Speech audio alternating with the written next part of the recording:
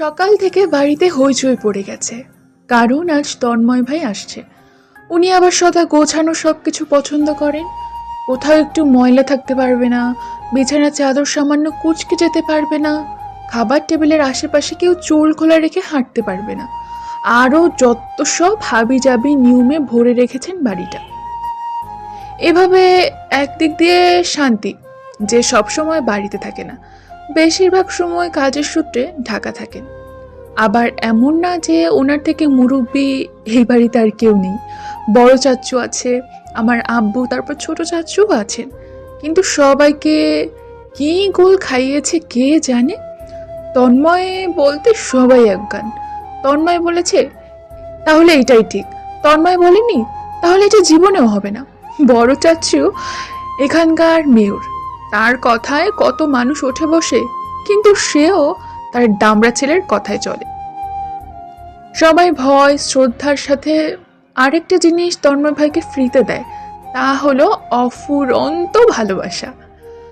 আমার এসব দেখলে গা পিত্তে জ্বলে যাওয়ার জন্য যথেষ্ট কারণও আছে। স্কুলের গণ্ডি পেরোনোর পরে আমার বান্ধবীরা এই মফস্বল ছেড়ে কেউ ঢাকা তো কেউ অন্য শহরে উড়াল দিতে লাগলো। আমিও এই শাসনের জীবনে অতিষ্ঠ হয়ে পড়লাম। সব নিয়ম কানুন ভেঙে ফেলতে চাইলাম, যা এখানে থাকলে কখনোই সম্ভব না। তাই আব্বুর কাছে বললাম আমিও ঢাকা যেতে চাই, ওখানকার কোনো কলেজে অ্যাডমিশন নিয়ে হোস্টেলে থেকে পড়াশোনা করব। আব্বু আম্মু প্রথমে রাজি না হলেও আমার জোরাজুরিতে তো শেষ পর্যন্ত রাজি হয়ে গেলেন। কিন্তু বাদ সাধলেন তন্ময় ভাই। সেদিন সন্ধ্যায় হুট করে ঢাকা থেকে চলে এলেন। রাতে খাবার টেবিলে যখন আম্মু বললেন ওরু বলছিল ও সব বান্ধবীরা নাকি ঢাকায় অ্যাডমিশন নিচ্ছে, ওরও চাচ্ছে তুই একটা ভালো কলেজে। আম্মু কথা শেষ করতে পারলেন না, তার আগেই ভ্রু উঁচু করে আমার দিকে তাকিয়ে বললেন ঢাকা যাওয়ার কি দরকার? এখানে কি কলেজ নেই? আর মামুনি তুমি কিভাবে রাজি হও? ও বুঝেটা কি? বাসা ছেড়ে কখনো একা থেকেছো কোথাও? মানিয়ে নিতে পারবে না, তার থেকে এখানেই থাকুক। আমার সব স্বপ্ন চোখের সামনে ভেস্তে যেতে দেখে প্রায় চেঁচিয়েই বলে উঠলাম আমি পারবো মানিয়ে নিতে। রাক্ষসী দৃষ্টি দিয়ে আমার দিকে তাকালো এবং বলল তোর কাছে জিজ্ঞেস করেছি আমি। আমি খাওয়া শেষ না করেই উঠে এলাম। রাতে আব্বু বাসায় এলে চেঁচামেচি করতে লাগলাম। আমার জীবনের সিদ্ধান্ত আমি নেব, এখানে উনি বলার কি? আরও বেশি খারাপ লাগছিল, কারণ আব্বু আম্মু রাজি ছিলেন আমাকে ঢাকায় পাঠানোর জন্য, কিন্তু শুধুমাত্র ওনার কথায় এখন আমি যেতে পারছি না। আমার কান্না থামছিল না। আবার এসে তন্ময় ভাই আমার দিকে কিছুক্ষণ তাকিয়ে থেকে আব্বুকে বললেন চাচ্ছু, আমার যা ভালো মনে হয়েছে তাই বললাম, এবার তোমার যা ঠিক লাগে। ওনার নারাজি ওনার কথায় স্পষ্ট বোঝা গেছে। ব্যাস, আমার ঢাকা যাওয়া ক্যান্সেল হয়ে গেল। রাতে ছাদে বসে একা একা কাঁদছিলাম। হঠাৎ করেই চুলের টান অনুভব করলাম। মনে হচ্ছে কেউ তার সমস্ত শক্তি দিয়ে আমার চুল টেনে ধরেছেন। পিছনে ফিরতেই দেখি তন্ময় ভাই রক্ত চক্ষু নিয়ে আমার দিকে তাকিয়ে আছেন। আমার কোমর ধরে ছাদের চওড়া রেলিংয়ের উপর বসিয়ে দিলেন। এক হাতে তখনও চুল ধরে আছেন। কি, চাঁদের উপর থেকে হাত পা বেঁধে ফেলে দিই তোকে? তারপর ভাঙা ট্রেন ঠিক করতে ঢাকায় যাবি, ড্যাং টানা দিন হাসপাতালে বেড়ে শুয়ে থাকবি। এত ঢাকায় যাওয়ার শোক, তোর শোক মিটিয়ে দিয়ে এবার। আমি কোনো কথাই বলছিলাম না, শুধু ফুপিয়ে কেঁদেই যাচ্ছিলাম। এমনিতেই আমার উচ্চতা ভীতি আছে, তারপর যেই জোরে চুল আর কোমর ধরে আছেন তাতে আমি এক চুলও নড়তে পারছিলাম না। আমাকে চুপ থাকতে দেখে আরও রেগে গেলেন। এবার ধমকে উঠলেন কি হলো, কথা বলছিস না কেন? তোর মতো একটা ফুচকে আমার কথার অবাধ্য হবে সেটা সহ্য করব না আমি। এই ফার্স্ট, এই লাস্ট ওয়ার্নিং, এরপর আর এসব বরদাস্ত করব না। সোজা ছাদ থেকে ফেলে দেব, মনে রাখিস। রাতে না খেয়ে উঠে গিয়েছিলাম, সকালেও রাগ করে খাইনি। দুপুরে খেতে যখন ডাইনিংয়ে যাই তন্ময় ভাই বললেন কলেজে কি ঘুরতে যাস? এর জন্যই ডাক আসতে চাইছিলি, চুপচাপ বাসায় যা। আবার কখনো এমন শুনলে তোর হাড্ডি কুড্ডি ভেঙে বাসায় বসিয়ে রাখবো। চোখ ফেটে পানি আসতে চাইলো, চুপচাপ বাসায় চলে এলাম। এরপর থেকে আবার সে আগের রুটিনে আমার দিন চলতে লাগলো। আমার রঙ্গিলা জীবনটাকে সাদা কালো বানিয়ে ফেলা সেই তন্ময় ভাই আসছে।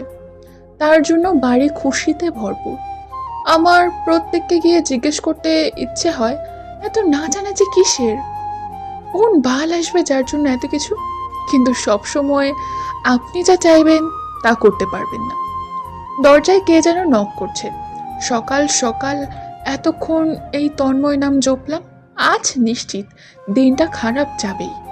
এলোমেলো চুলগুলো বেঁধে বিছানা থেকে উঠে গিয়ে দরজা খুললাম। কি রে, তুই এখনো উঠিসনি? আজ ছুটির দিন আম্মু, এত সকালে উঠতে হবে কেন? তন্ময় আসছে। তো আমি কি করবো আম্মু? তোমাদের আদরের দুলাল আসছে। কল্লার উপরে উঠে কিছুক্ষণ ধেই ধেই করে নিচে এসো। বেয়াদবের মতো কথা বলিস না, এসব কেমন সিরি কথা বলার? আমি দরজা ছেড়ে রুমে এসে বিছানার চাদর ঠিক করতে লাগলাম। এত কথা ভালো লাগে না। যাকে সহ্য হয় না তাকে নিয়ে কথা বলতেও ভালো লাগে না। আম্মু আমার পিছন পিছন রুমে আসলেন। তুই কি তন্ময়ের সামনে এভাবে কথা বলবি? বিছানা ঝাড়ার কুচিটা হাত থেকে ফেলে দিলাম। না আম্মু, ভুলেও না। আমাকে কি পাগল কুত্তায় কামড়েছে? তন্ময় ভাই আসার সাথে সাথেই আমি তার পা ধরে ঝুলে পড়ব। সেই যে ঝুলবো, ঝুলেই থাকবো, লাথি দিয়েও ফেলতে পারবে না। আম্মু কিছুক্ষণ কড়া দৃষ্টিতে আমার দিকে তাকিয়ে রইলেন। তারপর কিছু না বলে চুপচাপ রুম থেকে বেরিয়ে গেলেন। হয়তো বুঝে ফেলেছেন এখন আমার সাথে কথা বলে সুবিধা করতে পারবেন না। বিছানা ঠিক করে ফ্রেশ হয়ে নিচে নেমে এলাম। 6:30 বাজে। এর মধ্যে সবাইকে সবে উঠে পড়েছে। তাদের প্রাণের তন্ময় যে আসবে। তন্ময় ভাই 8টার দিকে এসে বাড়িতেই নাস্তা করবেন। উনার সামনে পড়ার কোনো ইচ্ছে নেই আমার। কিচেনে এসে 1 কাপ চা আর 2 পিস বিস্কিট নিয়ে আবার রুমে চলে এলাম। চা খেয়ে একটা বই নিয়ে বসতেই দরজায় আবার কেউ নক করলো। চা খাওয়ার পর মাথাটা যে ফ্রেশ হয়েছিল তা পরক্ষণেই বিগড়ে গেল। আবার যদি আম্মু আসে তো একটা দফা রফা হয়ে যাবে। এবার চেঁচিয়ে উঠলাম, কে? একটু পরেই চশমা চোখের ঝাঁকড়া চুলওয়ালা একটা মাঝারি সাইজের মাথা পর্দার আড়ালে উকি দিল। দীপ্ত। ওকে দেখেই ফিক করে হেসে উঠলাম। দীপ্ত ছোট্ট চাচুর ছেলে, ক্লাস 9-এ পড়ে। সবার মতো তন্ময় ভাইকে ভালোবাসলো। এই ছেলে পুরোই আমার ভক্ত। কি রে, ওকে চোখে দিচ্ছিস রে? ভেতরে আয়। বাবা, এর জোরসে চেঁচালে তাতে ভেতরে আসতে সাহস হচ্ছে না। ঢং করিস না। কিছু বলবি? এইভাবে চেঁচালে তাতে আর কথা বের হয় মুখ থেকে? মাফ চাই ভাই, যা বলার জলদি বল। বড় মা নিচে ডাকছে। বড় মা হচ্ছেন আমাদের বড় চাচি। আমরা গোষ্ঠী শুদ্ধ ভাই বোন সবাই বড় মা ডাকি। আমি নিশ্চিত বড় মা তন্ময় ভাইয়ের থেকে আমাকে বেশি ভালোবাসেন। এই মানুষটার সব কথা কেন জানি শুনতে ইচ্ছে করে আমার, কিন্তু এটা মানতে ইচ্ছে হলো না। দীপ্তকে বললাম, আমার মাথা ব্যথা করছে, নিচে যাব না এখন। মাথা ব্যথার কথা বললে আর কেউ জ্বালাতে আসবে না। দীপ্ত ভ্রু কুচকে তাকিয়ে রইল। আসলে কি মাথা ব্যথা? এই ছেলেটা খুবই বুদ্ধিমান, সব কিছু বুঝে যায়, কিন্তু এখন বুঝলেও কিছু করার নেই। বইটা বন্ধ করে উঠে দাঁড়ালাম। তোর কথায় মাথা ব্যথা এসে যাবে, যা ভাগ এখান থেকে। বাবা, যে একটা মাথা! বলেই ফিক করে হেসে চলে গেল দীপ্ত। আমি দরজা বন্ধ করে দিলাম। চুপচাপ নিজের ঘরে বসে রইলাম। কিছুক্ষণ পর মনে হলো কেউ আমার দরজার সামনে দাঁড়িয়ে আছে। কেন মনে হলো জানি না, তবে মনে হলো আসলেই কেউ দাঁড়িয়ে আছে। আস্তে উঠে দরজা খুললাম। না, কেউ তো নেই। আবার এসে বই নিয়ে শুয়ে পড়লাম। আমাদের বাসার অঘোষিত নিয়ম রয়েছে, সকাল দুপুর আর রাতের খাবার সবাই একসাথে খাবে। যে যতই ব্যস্ত থাকুক না কেন, সবাই একসাথে খাওয়ার চেষ্টা করে। সকালটা রুমে আটকে থাকলেও জানতাম দুপুরে ওই তন্ময় ভাইয়ের সামনে যেতে হবে। ওনাকে দেখলে আমার মাথায় থপ করে আগুন জ্বলে যায়। যাবো না ওনার সামনে। একটা সাদা কাগজে বড় বড় অক্ষরে লিখলাম, মাথা ব্যথা করছে, ঘুমোচ্ছি আমি, কেউ ডাকবে না। তারপর সেটা দরজায় সেটে দিয়ে শুয়ে পড়লাম। দুপুরে ঘুমানোর বদ অভ্যাস এমনিতে আছে, তার উপরে সকালে তাড়াতাড়ি ঘুম থেকে ওঠায় একটু পরেই ঘুমিয়ে পড়লাম। ঘুম ভাঙলো 3:30টার দিকে। গোসল করে আসতে আসতে 4:10। দরজা খুলে পা টিপে টিপে রুম থেকে বের হলাম। আমার টানানো নোটিশে একটা কঙ্কালের ছবি আঁকা, নিশ্চয়ই দীপ্তর কাজ। খিদে কোনো কথা না বলে প্লেট নিয়ে খেতে বসলাম। বড় মা কোথা থেকে হাজির। কিরে, তোর মাথা ব্যথা কমেছে? কমেছে এখন। আস্তে খা, গলায় বাঁধবে। কথা বলো না, তাহলে বাঁধবে না। খাওয়া শেষে কিছুক্ষণ বাগানে হাঁটাহাঁটি করলাম। তন্ময় ভাই বাড়িতে নেই, মনে হয় তার সাঙ্গপাঙ্গদের সাথে দেখা করতে গেছে। আমি আরাম করে বাড়ির আনাচে কানাচে ঘুরে বেড়ালাম। সারাটা দিন ঘরবন্দি ছিলাম যেহেতু, রাতে খেয়ে টেয়ে রুমে চলে আসলাম। তন্ময় ভাই তখনও বাসায় আসেনি। এতদিন পরে এসেছেন, নিশ্চয় জন্মের মতো আড্ডা দিচ্ছে। বাহ, তন্ময় ভাইয়ের বাচ্চা। নিজের বেলায় 16 আনা আর আমার বেলায় আধা আনাও না। আল্লাহ তোর বিচার করবে শয়তান। শুয়ে শুয়ে কতক্ষণ তন্ময় ভাইকে শাপান্ত করলাম। ইয়ারফোন কানে দিয়ে রুমে না, ঘুম তো আসছে না। আসবে কিভাবে? দুপুরে যে মরার মতো ঘুমালাম, তাতে তো রাতে জিন্দার লাশের মতো ঘোরাফেরা করাই স্বাভাবিক। ঘড়ির কাঁটায় রাত 2:10 কানে ইয়ারফোন লাগিয়ে ছাদে চলে এলাম। সাইড থেকে একটা টুল নিয়ে খুব সাবধানে রেলিংয়ের উপর চড়ে বসলাম। পা ঝুলিয়ে কানে ইয়ারফোন লাগিয়ে গান শুনছি। মৃদু বাতাসে চুলগুলো ছেড়ে দিলাম। ভূতে ধরলে ধরুক না, কয়েকটা পেতনি এসে আমার চুলে বাসা বাঁধুক, নইলে উড়িয়ে নিয়ে কোনো গাছের মগডালে বসিয়ে দিক, আই ডোন্ট কেয়ার। কিন্তু ভূতে না ধরলেও অন্য কিছুতে ধরেছে আমার। কেউ একজন একদম আমার পিছনে দাঁড়িয়ে, তার গরম নিঃশ্বাস আমার ঘাড়ে এসে লাগছে। আমার পুরো শরীর জমে যাচ্ছে। এ বাড়িতে এত রাতে শুধু একজনই ছাদে আসে, তন্ময় ভাই। ঠান্ডা বরফের মতো হাত দুটো পেছন হতে আলতো করে জড়িয়ে সামনে রাখা আমার হাত দুটো মুঠোবন্দি করে ফেলল। মুহূর্তে আমার শরীরে কাঁপন শুরু হয়ে গেল। হয়তো এই হাত দুটো আমার ছাদ থেকে ঠেলে ফেলে দেবে, আর নয়তো কাঁপতে কাঁপতে আমি নিজেই ছাদ হতে পড়ে যাব। এবার তার মুখটা আমার ঘাড়ের উপরে রাখলেন। তার ছোট চাপদারি খোঁচা খেয়ে নিশ্চিত হলাম এটা তন্ময় ভাই ছাড়া আর কেউ না। আমি রীতিমতো আরো কাঁপতে শুরু করেছি। ভয় হচ্ছে, এবার বুঝি পড়ে যাব। তন্ময় ভাইও হয়তো বুঝে ফেলেছেন, এভাবে আর কিছুক্ষণ থাকলে ছাদ হতে আমি পড়ে দফারফা হয়ে যাব। তার আগে সে হালকা ভাব ছেড়ে এবার শক্ত করে জড়িয়ে ধরলেন। তারপর তার রক্তহীন করা অথচ শান্ত কণ্ঠ স্বর আমার কানে বেজে উঠল। আজকাল খুব সাহস হয়েছে তাই না? জিদ দেখাচ্ছিস, তাও কার সাথে? আমি তন্ময়ের সাথে জেদ? আমি নড়তেও পারছি না, আর ওনার কথার জবাব দেবার মতো সাহসও আমার মাঝে অবশিষ্ট নেই।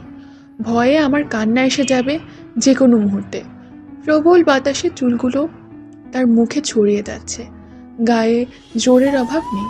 এক হাত দিয়ে আমার দুহাত সহ কোমর শক্ত করে ধরে আছেন, অন্য হাত দিয়ে আমার লম্বা চুলগুলো নিজের হাতে পেঁচিয়ে নিলেন। এত শক্ত করে পেঁচিয়ে ধরায় চুলে প্রচুর ব্যথা পাচ্ছি, কিন্তু একটু টু শব্দ করারও সাহস পাচ্ছি না। তন্ময় ভাই দাঁতে দাঁত চেপে বললেন, সকালে কেটে আসিসনি কেন? দুপুরে আমি যাবার পরে আর রাতে আমি আসার আগেই কে দিয়েছিস, যেন আমার সামনে পড়তে না হয়, তাই তো? তখন তার মানুষ থাকতো, আর এখন তো একা। এত ভয় পাস? এখন যদি ছাদ থেকে ফেলে দিত? কান্নায় আর ভয়ে আমার গলা আটকে আসছে, তবুও সাহস করে বললাম, ভয় পাই না আমি আপনাকে। আমার এই কথায় যেন সে আরো রেগে গেলেন। চুল আরো কিছুটা শক্ত করে টেনে ধরলেন। ওই অবস্থায় আমাকে ঘুরিয়ে তার দিকে ফেরালেন। তারপর হাতের বাঁধনটা হালকা করে আমার মাথাটা কিছুটা নিচের দিকে ঠেলে দিলেন। ভয়ে আমি চোখ বন্ধ করে ফেললাম। কি ফেলে দিই এবার? আমি চোখ মুখ খিচে চুপ করে রইলাম। আমাকে চুপ থাকতে দেখে আমার মাথাটা আরো একটু নিচের দিকে হেলে দিলেন। প্লিজ ফেলে দেবেন না আমায়। তাহলে বল, ভয় পাস আমায়? হ্যাঁ, অনেক অনেক ভয় পাই। Yahoo, that's like a good girl. পরপরে কোনো কথা না বলে আমায় জোরে রেলিংয়ে হতে টেনে নামালেন। এমনভাবে নামিয়েছেন যে হাঁটুতে প্রচণ্ড ব্যথা পেয়েছি। উনি এক প্রকার আমায় ছাদে ছুঁড়ে ফেলে চলে গেলেন। ব্যথায় নড়তেও পারছি না। এমন অনাকাঙ্ক্ষিত ঘটনায় আমি কেঁদে ফেললাম। এই শয়তান আমার জীবনটা শেষ করে দিচ্ছে। পরপরই খেয়াল করলাম আমার সেলফোন ভেঙে গেছে। এবার আমি শব্দ করে কেঁদে ফেললাম। আমার ফোন এখন কি হবে? বাড়ির থেকে এভাবে ফোন দিতে চায় না, যাও জোরপূর্বক নিয়েছিলাম সেটাও ভেঙে দিল। এখন ভাবতে আমার কান্না বাড়তে লাগলো। ফোনটা হাতে নিয়ে দেখলাম গ্লাস একদম ডিস্ট্রয় হয়েছে। নির্ঘাত যাবার সময় এটার উপর পা ফেলেছিল। চোখের পানি মুছেও লাভ হচ্ছে না, সে আবারও গলা ভিজে যাচ্ছে। একটা শয়তান আর কতটা শয়তান হতে পারে, ইয়াল্লাহ। ব্যথায় নড়াতে না পারা পা নিয়ে আমি রুমে পৌঁছলাম যুদ্ধ করে। দরজা আটকে বিছানায় বসলাম, পাজামা হাঁটু অবধি তুললাম। হাঁটু অনেকটা নিয়ে ছুলে গেছে, কিছুটা রক্তের দাগও পাজামায় বোঝা যাচ্ছে। হেঁচকি তুলতে তুলতে আমি নিজেই স্যাভলনের সাহায্যে জায়গাটা পরিষ্কার করে ব্লাড মেডিসিন তুলোয় নিয়ে ক্ষততে চেপে দিলাম। তারপর একটা পট্টি লাগিয়ে দিলাম। আমি সকালে একদম ঠিক অনুভব করেছি, এই শয়তানের নাম নিলে জীবনেও আমার দিন ভালো কাটবে না, একদম না। দোতলা বাড়িটা একদম শান্ত। ভোরের সূর্যে কিছুটা ঝলমলে রূপান্তরিত হয়েছে আশপাশ। জানালা দিয়ে দেখা যাচ্ছে সবুজ শ্যামল শান্ত ছায়াঘেরা মনোরম এক পরিবেশ। দিগন্ত জোড়া ফসলের মাঠ, টইটম্বুর খাল বিলে নয়নাভিরাম শাপলা পদ্ম, পাখিদের কোলাহলের মনোরমা দৃশ্য। সকাল সকালে এই দৃশ্য অনুভব করার অনুভূতি আলাদা, বাক্যে প্রকাশ করার মতো না। আসলে আমাদের বাড়ি, তারপর বাড়ির চারপাশে খুব শৌখিনতায় ঘেরা, খুবই সাজানো গোছানো। আশেপাশে ভুলেও কোথাও আবর্জনা পাওয়া যাবে না। বাড়ির ভেতর তো দূরের বিষয়, বাইরেও তেমন অগোছালো থাকে না, নিট অ্যান্ড ক্লিন যাকে বলা হয়। এতটা পরিপাটি রাখার বড় কারণ হচ্ছে তন্ময় ভাই। বাড়ির সকলেই তার অসুখের ব্যাপারে অজ্ঞত, যেটা হচ্ছে পরিষ্কার পরিচ্ছন্নতা। উনি আবর্জনা ঘরে কেন, বাড়ির আশেপাশেও দেখতে রাজি না, যার কারণে বড় মা ছোটচাটি ঘুম থেকে উঠতেই আগে আশপাশ সহ পুরো বাড়ি পরিষ্কার করে ফেলেন। কারণ বাড়ির শেহজাদা 7টায় ঘুম থেকে ওঠেন এবং 8টায় বাড়িতেই ব্রেকফাস্ট করেন। আমি এখনই জানালা দিয়ে দেখতে পাচ্ছি বড় মা বাগান পরিষ্কার করছেন, ছোট চাচি সিঁড়ি ঝাড়ু শেষ করে আপাতত ঝাড়ু হাতে কথা বলছেন বড় মার সাথে, আর আমার মা ডাস্টার দিয়ে দোতলা ধরে নিচ তলার সিঁড়ি সহ মুছে ফেলছেন। আমি রুমে চলে এলাম। পাটা এখনো ব্যথা করছে, চিনচিন করছে, হাঁটতে নিলে ধ্যান দিলেই ব্যথা পারবে। আমি দ্রুত ফ্রেশ হয়ে নিলাম। কলেজে ড্রেস সহ ব্যাগ সব কিছু গুছিয়ে বিছানায় রাখলাম। এখনো সময় আছে তাই পড়তে বসে পড়লাম। আমার এখনো শেষ ক্লাসের পড়া কমপ্লিট হয়নি। তন্ময় ভাই বলতেই পাগল। আমি বইটা বন্ধ করে ফেললাম। সুমনা এসে ব্যাগটা বিছানায় ফেলে দরজা থেকে উকিঝুঁকি দিতে লাগলো এবং ফিস ফিস আওয়াজে প্রশ্ন করল, তন্ময় ভাই আসছে, জানাস নাই কেন? আমি এক্সকিউজ দিয়ে বললাম ফোন ভেঙে গেছে। সুমনা সন্দেহ দৃষ্টিতে আমার দিকে কিছুক্ষণ তাকালো, তারপর হঠাৎ আয়নার সামনে নিজেকে পর্যবেক্ষণ করলো। আমাকে ঠিক দেখাচ্ছে তো, আজ দুবেনি করেছি, আমাকে নাকি প্রচন্ড শুট করে, কেমন লাগছে? আমি কিছুটা হাসলাম। সুমনা এমনিতেও দেখতে মাশাআল্লাহ, লম্বা, তার হাইট, গায়ের রং ফর্সা, লম্বা ঘন ব্রাউন রঙের চুল, কিন্তু আজ একটু বেশি সুন্দরভাবে সেজে গুজে এসেছে। কারণ একটাই, তন্ময় ভাই বাড়িতে। আমি টেবিল গোছাতে গোছাতে বললাম, মাশাআল্লাহ। সে খুশিতে গদগদ হয়ে গেল, কাজল আর একটু ঘন করে লাগালো, তারপর বেরোতে বেরোতে বলল, উকি ঝুঁকি দিয়ে আসি। গেল তাহলে মেয়েটা। উফ, এমন সুন্দর সুন্দর মেয়েরা এই খারুসকে কেন পছন্দ করে? পাশের বাড়ির কুলসুম এবং তার বড় বোনও তন্ময় ভাইয়ের কথা জিজ্ঞেস করবে, আবার আমার ক্লাসের সাথীরা কয়েকটা পাগল করবে এভাবে। তন্ময় ভাইয়ের নাম্বারটা দে না প্লিজ।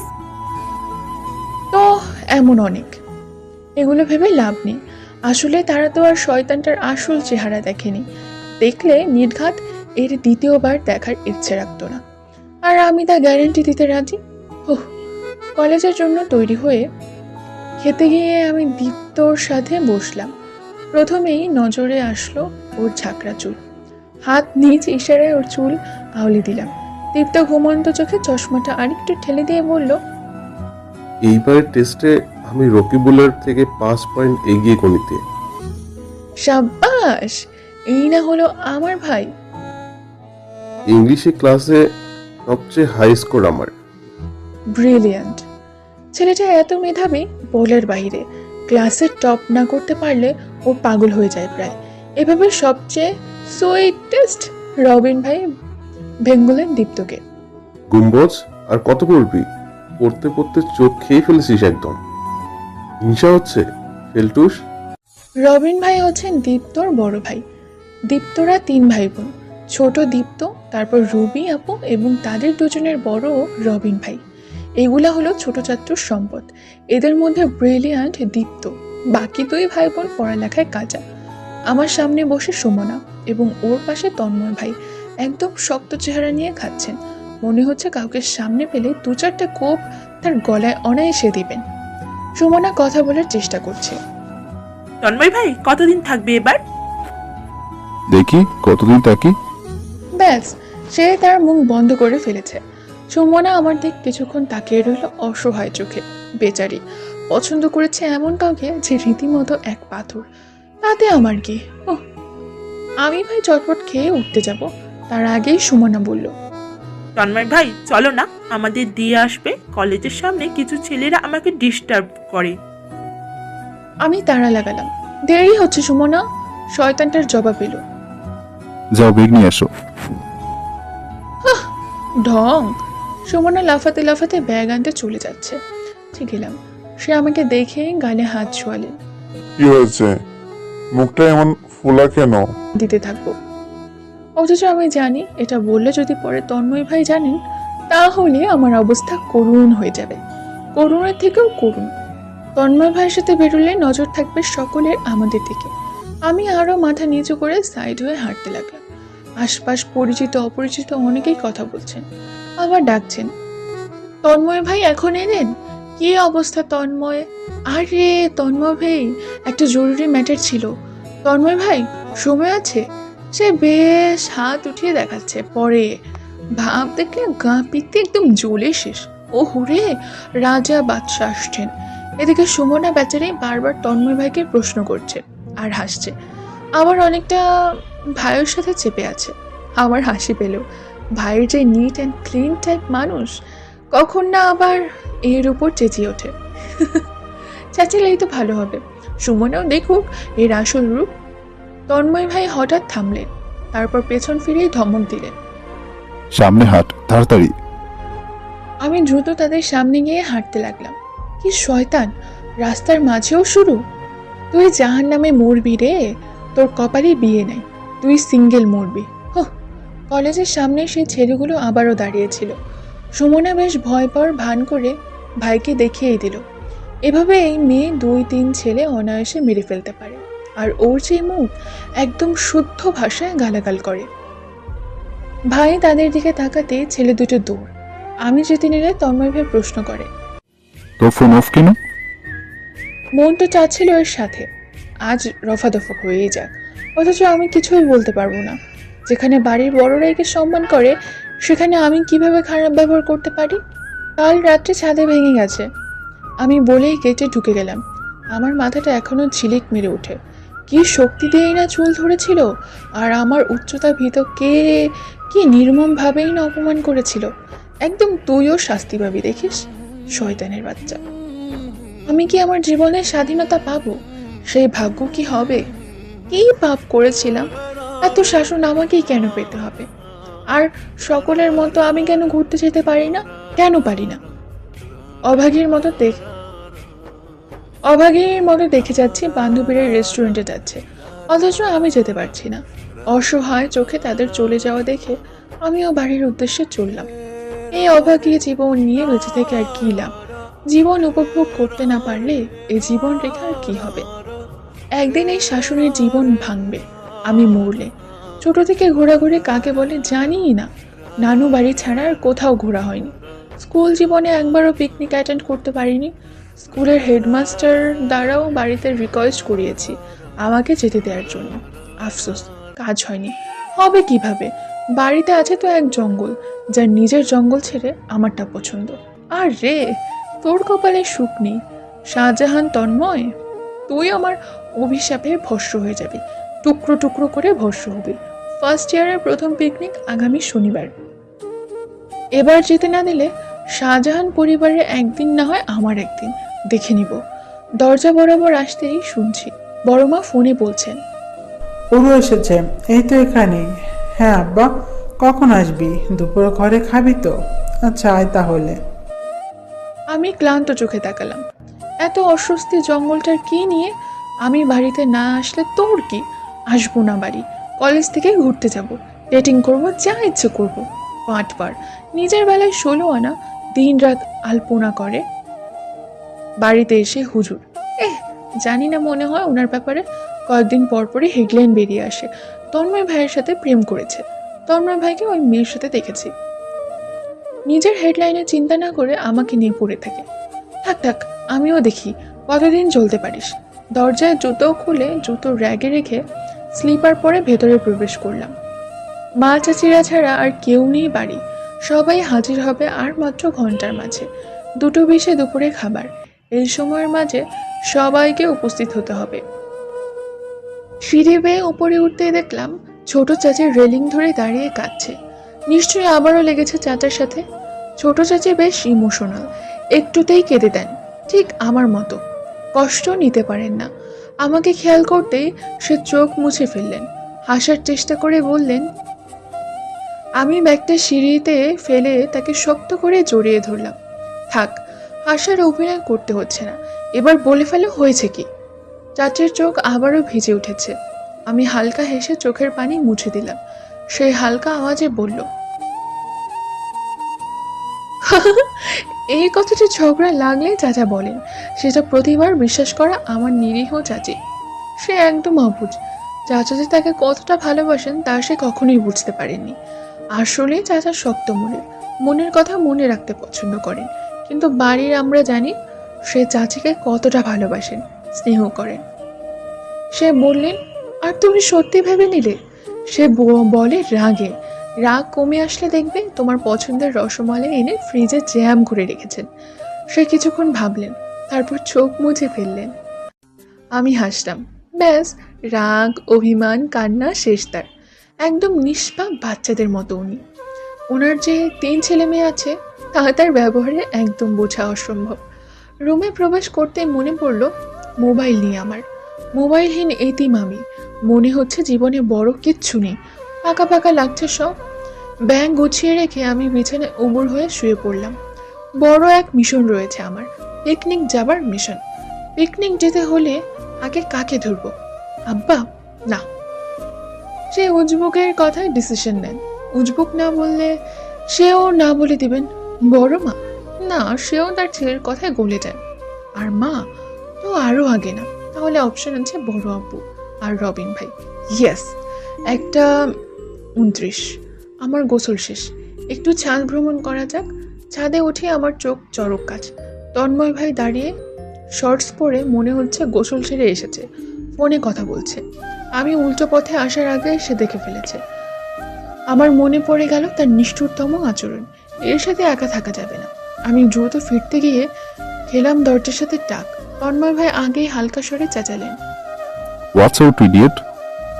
আমি ততক্ষণে চিৎকার এক দিয়ে কপাল ধরে বসে পড়েছি, আর কপাল কিছুক্ষণের জন্য একদম অবশ্যে পরিণত হলো। চোখ ধাঁধা করছে। কি মারাত্মক ব্যথাটাই না পেলাম। সে এসে আমার কপাল থেকে হাত সরালেন। এতটা গাধি একজন কিভাবে হয়? আমি গাধি? আবার দরদও দেখাচ্ছে। উজবুক একটা। নিজে চুল টেনে হাঁটু আমার ছুলে দিয়ে এখন মায়া দেখাচ্ছে। আমি তার হাত সরালাম, নিজেই উঠে দাঁড়ালাম। সে বলল, একটা আইস কিউব ঘষে দে কপালে, যা। না চাইতেও নিচু স্বরে বললাম, জি। আমি অনেকগুলো সিঁড়ি গিয়ে আবারও পিছু ফিরলাম। তন্ময় ভাই তাকিয়ে এবার ভ্রু উঁচু করলেন। আমি দ্রুত নেমে গেলাম। শেষ কপালটা আমার। নিচে নামতেই দেখলাম রবি আপু টিভি দেখছেন, চাচিরা ডাইনিং সাজাচ্ছেন, চাচুরা আলাপে বিভোর। দীপ্ত হাতে ড্রয়িং বুক নিয়ে বসে আছে। আমিও সোফায় বসলাম, শক্ত চোখে আশেপাশে নজর গোলাচ্ছি। এখন তন্ময় ভাই নেই, এখনই সবাইকে রাজি করানো। সুহানা পাল। আমি উঠে চাচুর পাশে বসলাম। ব্যাস, তাদের নজর আমার দিকে। কলেজ থেকে আগামী শনিবার পিকনিক, আমি যেতে চাচ্ছি। কেউ কিছু বলার আগেই আমি প্রায় রিকোয়েস্ট করতে লাগলাম, প্লিজ আমি যাব। আমি একবারও যেতে পারিনি, আমি এবার যাব, প্লিজ যেতে দাও, প্লিজ। এভাবে বলছো কেন অরু? অবশ্যই যাবে।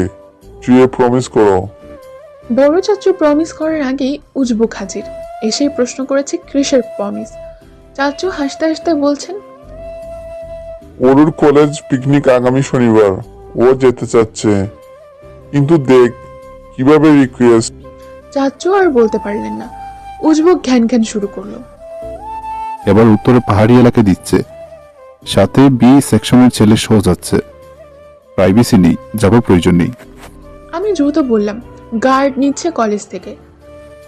হ্যাঁ, ওরা গার্ড রাখে, আর কলেজের প্রিন্সিপাল আমার পরিচিত, আমি পার্সোনালি দেখে রাখতে বলবো। কিসের গার্ড? এতগুলো স্টুডেন্টদের কি সেফটি দেবে? আর যেই গাদি এক পা আঘাতে 10 বার হুচটকায়, ওরে কিভাবে পাঠাতে চাচ্ছ? সাথে উটকো ছেলেরা যাচ্ছে, এখানে কিসের গ্যারান্টি? যাবার প্রয়োজন নেই। আমার চোখ ভিজে আসছে। আমি টলমল চোখ নিয়ে চাচু আর আব্বুর দিকে তাকালাম। বড় চাচু শর্ট তুললেন। মেয়েটা যেতে যাচ্ছে তো যাবে, একা না চাড়তে চাইলে আমি রবিনকে পাঠাবো সাথে, 2 দিনের ট্রিপ, ঘুরে আসুক। আমি সহমত হলাম। হ্যাঁ হ্যাঁ, রবিন ভাই গেলে। ও যাবে না। আমি ঘুরিয়ে নিয়ে আসবো। তন্দ্র যেহেতু চাচ্ছে না, তাহলে অবশ্যই কারণ আছে, আমি নিয়ে যাব। আমার কান্না পাচ্ছে।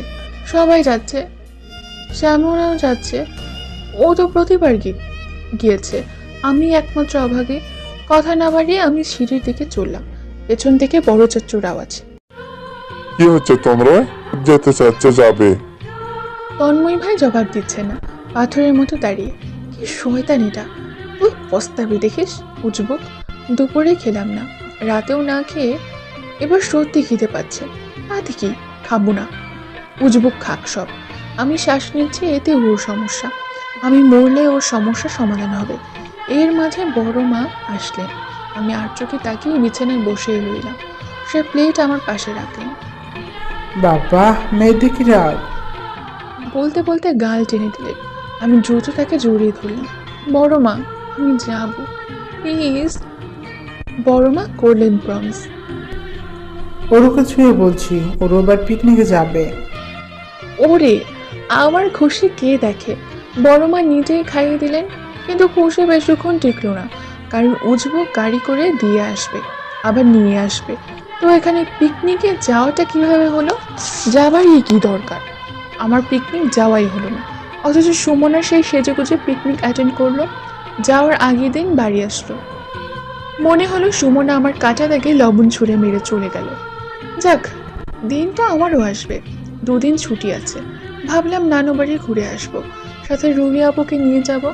রুবি আপুর রুমে পৌঁছালাম। সে দিব্যি ধীর গলায় কথা বলছে। আমাকে দেখতেই ফোন রেখে দিল। আয় বস। ভাবছিলাম নানু বাড়ি যেতাম, তুমি যাবে? রুবি আপু আলমারি থেকে কামিজ পছন্দ করতে ব্যস্ত। কয়েকটা কামিজ বিছানায় রেখে বললেন, আজ বাহিরে ডিনার হবে, পুরো পরিবার। বাইরে ডিনার হবে? ওয়াও! এত এত খারাপ সংবাদের মাঝে ভালো এক সংবাদ আসলো তাহলে। আনন্দে বুকটা নিমিষে ঠান্ডা। স্রোতের সাথে এক দফা ভাসতে ইচ্ছে করছে। খুশিতে গদগদ হয়ে উত্তর দিলাম, সত্যি? কোনটা পরবে তুমি? পার্পলটা? এটার সেম আছে আমার, সাথে কানের দুল, হিলস ম্যাচ করা। রবি আপু মানলেন আর বললেন, তাহলে এটাই ঠিক আছে। আমার আর রুবি আপুর অনেক ড্রেস একই। চাচু বা ভাইয়েরা কিছু আনলে একই এনে তাপ। নিশ্চয় কোনো গাধি মেয়ে দেওয়ানি হয়েছে। নতুন কি? এবার কে নিয়ে এসেছে? দীপ্ত অসহায় ভঙ্গিতে জবাব দিল, পুলিশ অফিসার আশিকুর রহমানের একমাত্র মেয়ে নিশির জন্য। আশিকুর রহমান এবং তার বড় ভাইও এসেছিলেন। কি পরে এসেছেন জানো?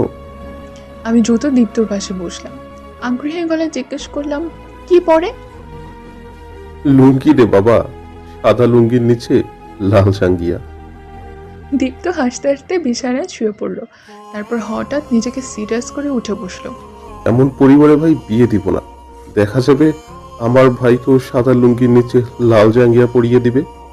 অনেক কষ্ট করে হাসি থামাতে পারলাম না। তন্ময় ভাই আর লুঙ্গি জাঙ্গিয়া, বল তারপর চাচুরা কি বললেন? এত এক্সাইটেড যে তন্ময় ভাই রাজি হবেন না। তুই বল চাচুরা কি বললেন? বলেছেন তন্ময়ের সাথে কথা বলে জানাবেন। ইস, নিশি আপু সে সুন্দরী, মাঝে মাঝে দেখা যায় গাড়ি করে ভার্সিটি যাচ্ছেন। উফ, ওয়েস্টার্ন পরে যখন বেরোয় না, মাশাল্লাহ, এত সুন্দর মেয়েটাও তন্ময় ভাইকে পছন্দ করেন। আমার বেশ অবাক লাগছে, কি এমন দেখতে সে, সবাই এমন আহ্লাদি কেন তার উপরে। অবশ্য তন্ময় ভাই রাজি হলে খাপে খাপ একদম, এমন ভাবে পেলেও তো কপাল খুলে যাবে। দীপ্ত দ্রুত পায়ে যেতে যেতে বলল, যাচ্ছি আমি, হোমওয়ার্ক এখনই শেষ করতে হবে, সন্ধ্যায় তো যেতে হবে। সন্ধ্যা হয়ে যাওয়ার আগে বড় মা চেঁচামেচি করতে লাগলেন, বারবার করে বলছেন। 7টায় বেরোতে হবে, এখনই তৈরি হয়নি, যা। অথচ রবি আপু আর আমি দিব্যি সিরিয়াল দেখতে ব্যস্ত। আমি আগ্রহী গলায় বললাম, আজ মনে হয় প্রবোজটা করেই ফেলবে। এমন হিরো পেলে তো এক মা টিভি বন্ধ করে দিলেন। দীপ্তকে দেখ, কি সুন্দর তৈরি হয়ে সোফায় বসে। তোদের তৈরি হতে লাগবে সারাদিন, যা এখনই। প্রপোজাল চলছে মা, আর একটু। মা রিমোট নিয়ে চলে যাচ্ছে। রবি আপু বললেন, ধুর, এই ধকধক ফিলিংটা কি তখন হবে? ইস। রুমে পৌঁছে ঘড়ি দেখলাম 5:45। তন্ময় ভাই বলেছেন 7টায় বেরোবেন, তার মানে একদম 7টা। নড়চড় হওয়া যাবে না। ফ্রেশ হয়ে আমি ফেস প্যাক লাগালাম।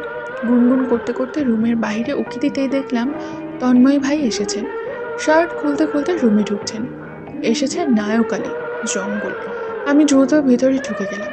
হাতে হিলস নিয়ে রবি আপু রুমে আসলেন। বিছানায় বসে হিলস পরতে নিয়ে অসহায় গলায় বলছেন, অরু, আমার চোখের আইলাইনার একটু বাঁকা হয়েছে। চুল স্ট্রেট করতে গিয়ে জবাব দিলাম, বোঝা যাচ্ছে না। আজ আমি হেয়ার কাল করেছি, কেমন দেখাচ্ছে? মেকআপ ঠিক আছে? দ্রুত কর, মা চেঁচাচ্ছেন। আমি ঘুরতেই রবি আপু চেঁচালেন, দ্রুত। এই হচ্ছে এক জ্বালা, এনার দ্রুত হলে আমার মাথা খেয়ে দেবে। আর রে, আমারও তো হতে হবে। হিলস পরতে গিয়ে মনে পড়লো আমার পায়ে ব্যথা। এখন থাক, তাও হিলস পরতে হবে। হিলস না পরলে আমাকে লাগবে একটু, আমার 14 গোষ্ঠী লম্বা চওড়া, আমি হয়েছি শর্ট। রবি আপু 5'6" আর আমি 5'3". হিলস না পরলে আমাকে দেখা যাবে? অবশ্য গাড়িতে যাব আসবো, এতটা ব্যথাও পাওয়া যায়। নিচে নেমে দেখলাম তন্ময় ভাই দাঁড়িয়ে আমার দিকে কিছুক্ষণ তাকিয়ে থেকে বাইরে চলে যাচ্ছেন। যা জাহার নামে চলে যায়। রবিন ভাই, দীপ্ত, চাচুরা তৈরি হয়ে সোফায় বসে, এখন শুধু চাচির আসা বাকি। রবি আপু সোফায় বসলেন। আমাদের সাথে ঘ্যান ঘ্যান করে, এখন নিজেদেরই দেরি। বাহ, কি চমৎকার। পরপরই উঠে বাইরে চলে যাচ্ছেন। আমি সোফায় বসলাম। শয়তান বাহিরে, যাওয়া যাবে না, বড়দের সাথে যাব। চাচিরা আসলেন আরও কিছুক্ষণ পর। বড় মা শাড়ি পরেছেন। হিজাবের পিন লাগাতে লাগাতে বললেন, চল চল। পরপর মা আর ছোট চাচিও হাজির। তন্ময় ভাই জানালেন সে গাড়ি নেবে না, বাইক ব্যবহার করবেন। এভাবে কিন্তু সে বছরেও বাইক ব্যবহার করেন না। আজ নবাব দাদার অন্য প্ল্যান। আমি গাড়িতে উঠতেই যাব, তখন রবি আপু বললেন, তন্ময়ের সাথে যা। আমি আকাশ থেকে পড়লাম। মনে হলো পৃথিবীর সবচেয়ে বড় পাথর আমার মাথায় ফেলানো হলো। আশ্চর্য, কেন না, আমি গাড়িতে যাব। বড় আম্মু রাজি হলেন। গাড়িতে উঠছি না দেখে রবি আপু তাড়া লাগালেন। অরু গাড়িতে যাবে না মনে হচ্ছে। এদিকে পেছনে হতে হাত চেপে তন্ময় ভাই, নাহলে কখন বসে পড়তাম। শরীর শিরশির করে উঠছে, দ্রুত শ্বাস নিতে হচ্ছে। ভয় পাচ্ছি না হার্ট অ্যাটাক করবো। সাহস নিয়ে তার দিকে ফিরতেই আমাকে খেয়ে ফেলবে লুক দিচ্ছেন। গাড়িতে উঠছি না দেখে দীপ্ত বলল, আপু বাইকে যাবে। রবিন ভাই গাড়ি স্টার্ট দিলেন। দ্রুত চলে আয় তন্ময়। তারা চলে যাচ্ছেন, আমাকে রেখে গেলেন শয়তানের সাথে। ভয়ে আমার হার্টবিট দীর্ঘ গতিতে চলছে। নিজেকে শান্ত করা খুব মুশকিল। আজ হাইট স্পষ্ট মাপা গেল। আমি উঁচু জুতা পরেও তন্ময় ভাইয়ের বুক পর্যন্ত পড়ি। তন্ময় ভাই ঠায় দাঁড়িয়ে সিগারেট ফুঁকছেন। এ কেমন লোক, এর সমস্যা কি? উফ, বললাম, আমাকে দিয়ে আসুন, তারপর যেটা ইচ্ছে সেটা করুন। কথা কানেই নিল না যেমন। আমি কড়া করে চোখে তার দিকে তাকি, অথচ সে তাকাতে অন্যদিকে ফিরে গেলাম। কি আর করার, দাঁড়িয়ে থাকা ছাড়া। রাস্তার হেডলাইট আর মেইন গেটের আলোয় আশপাশ রঙিন। আমাদের বাড়ির আশেপাশে দোকান নেই, একদম ফাঁকা। শুধু সামনের বাড়ি আর আমাদের বাড়ির পেছনে এভাবে কলেজের সামনে যাবার পথে অনেক দোকান পড়ে, নানান স্টল এবং হাবিজাবি। তন্ময় ভাই বাইক স্টার্ট দিলেন সিগারেট শেষ করে। সাবধানে উঠে বসলাম, না চাইতেও হাতে দুটো তার ঘাড়ে রাখলাম। তার শরীর থেকে পারফিউমের ঘ্রাণ আসছে। এই পারফিউমের ঘ্রাণ আমার খুব পছন্দের, আর সে সদা এটাই ব্যবহার করে। বাহ! আমি আরো কয়েক একাধারে নিঃশ্বাস নিলাম। খেয়াল করলাম তন্ময় ভাই কেমন ধ্যান মেরে বসে। শক্ত করে বস, উড়না ভালোভাবে পেঁচিয়ে নে। আমি ওড়না চুলসহ মাথায় পেঁচিয়ে ফেললাম। নিয়েছি। বাইক চলছে, ঠান্ডা বাতাসে শরীরে শিহরণ বয়ে যাচ্ছে। চারপাশ কেমন নিমিষে পিছনে চলে যাচ্ছে। হেডলাইটের আলোয় পরিবেশ হলদে, চোখ লেগে আসছে। তন্ময় ভাইয়ের শান্ত আওয়াজ। সমস্যা হচ্ছে? হচ্ছে না। এমন সুন্দরভাবে কথা বলছে কেন? তন্ময় ভাইয়ের এমন শান্ত আওয়াজ আমাকে ভয় পাইয়ে দিচ্ছে। আমি ঠিক তার শান্ত কণ্ঠ এবং ভালো ব্যবহার প্রচণ্ড ভয় পাই, প্রচণ্ড। গাড়ির স্পিডের পরিণত হচ্ছে। আমার বেসামাল ব্যালেন্স কেমন বারবার তার উপর পড়ছি। লজ্জায় আমার মুখ গরম হয়ে উঠল। হাত দুটো তার পিঠে রাখলাম। বাইক কি আর একটু সুন্দরভাবে চালানো যায় না? গাড়ি পার্ক করে তন্ময় ভাই আগে আমাকে নামাতে সাহায্য করলেন। ভেতরে গিয়ে দেখা হলো তন্ময় ভাইয়ের পরিচিত এক বন্ধুর সাথে, যাকে আমি চিনি না। লোকটা আমার দিকে তাকিয়ে হাসলো, ধীরে বলল, তোর প্রেয়সী নাকি? আমি হতবাক, আরো হতবাক তন্ময় ভাইয়ের জবাব না দেয়া। সে বেশ বলল, পরে কথা হচ্ছে। আমার দিকে তাকালেন। আয়। আমি লোকটার দিকে আর চোখে তাকিয়ে তন্ময় ভাইয়ের পিছু চললাম। টেবিল দোতলা বুক করা হয়েছে, আরো হাঁটতে হবে। আমার পা আসলে ব্যথা করছে। আমার ধীর হাঁটা দেখে সেও থেমে গেলেন। পরপর হাত ধরে তার সাথে নিয়ে চললেন। আজ কেমন অদ্ভুত লাগছে আমার, লজ্জাবোধ আর অদ্ভুত অনুভূতি। আমি আর চোখে আমাদের হাতের দিকে তাকিয়ে। হচ্ছে কি আমার? এই রেস্টুরেন্টের ছাদটা খুবই আকর্ষণীয়, মনোরঞ্জনের সঠিক স্থান, মুহূর্তে মন ফুরফুরে হওয়ার টনিক। রবি আপুর জন্মদিনে আসা হয়েছিল। সাধারণত রেস্টুরেন্টের স্বত্বাধিকারীর সাথে বড় চাচ্চুর ভালো সম্পর্ক। চাচ্চু মেয়রের পদ পাওয়ায় বাড়িতে অনুষ্ঠানে ধার্য করা হয়েছিল। সেদিন স্বত্বাধিকারী বাড়ি আসেন, বউ আর মেয়ে নিয়ে। তারা দেখতে মাশাআল্লাহ। সেদিনই তাদের সাথে ভালো সম্পর্ক হয়ে ওঠে সকলের। আমাকে তো সেবার জন্মদিনের গিফটও পাঠিয়েছেন। মা ছাড়া একটা সেন্টেন্সও শেষ করেন না। তাদের বাড়িতে অনুষ্ঠান হলে ইনভাইটেশন সহ সে চলে আসেন। এভাবে তার ব্যবহার খুবই ভদ্র। এই যে আপাতত সে বড় চাচ্চুর সাথে কথা বলছে, তো আবার ছোট চাচ্চুর সাথে, তন্ময় ভাইয়ের সাথেও যুক্তরাষ্ট্রের কথা বলছে। রবিন ভাইকে ধীরে বললাম, ভাইয়া চলো ছাদে যাই। ভাইয়া রাজি হলেন, সাথে রবি আপু আর দীপ্তিও আসলো। পূর্ববর্তীর তুলনায় এবার আরো আকর্ষণীয় ছাদটি হরেক রকমের লাইটিংস দ্বারা ঝলমলে। বসার জন্য নানান ধরনের ডিজিটাল সিটিং বস্তু। উজ্জ্বলতম ছাদের সম্পূর্ণ অপরূপ দৃশ্য। ঘন্টার পর ঘন্টায় চাঁদের দৃশ্য নিখোঁজ হওয়া যাবে। রবি আপু ঝুলন্ত সোফায় বসে সেলফোন আমার হাতে ধরিয়ে দিলেন। কয়েকটা ছবি তুল সুন্দরভাবে। সবাই মিলে তুলি? যথাযথ সময় তন্ময় ভাই হাজির, সাথে তার সেই ভদ্রলোক বন্ধু। ভদ্রলোক এসে সবাইকে সালাম জানালেন। রবিন ভাইয়ের সাথে বেশ কথা বললেন, মনে হলো তারা পরিচিত, এবং তার নামও জানালেন, ইব্রাহিম হোসেন। আমি আর চোখে তন্ময় ভাইয়ের দিকে তাকালাম। সে কথা বলতে ব্যস্ত। এভাবে কখনো তাকে পর্যবেক্ষণ করা হয়নি, কারণ ইচ্ছে জাগেনি। আমাকে এতটা জ্বালায় যে তাকে অসহ্য লাগে। তার ভালো দিকগুলো দেখেও যেমন দেখি না, নিষ্ঠুরতার চূড়ান্ত সে। ভাবতে ভাবতে চোখ গেল রবি আপুর উপর। তার পরিস্থিতি তেমন ঠিক লাগছে না। অদ্ভুতভাবে এতক্ষণের চঞ্চল মেয়েটি একদম শান্ত। আর চোখে মাত্র আসা ভদ্রলোকটির দিকে তাকাচ্ছেন। ভদ্রলোকও তাকাচ্ছেন। সন্দেহ হচ্ছে তারা নিশ্চয়ই একে অপরকে জানেন।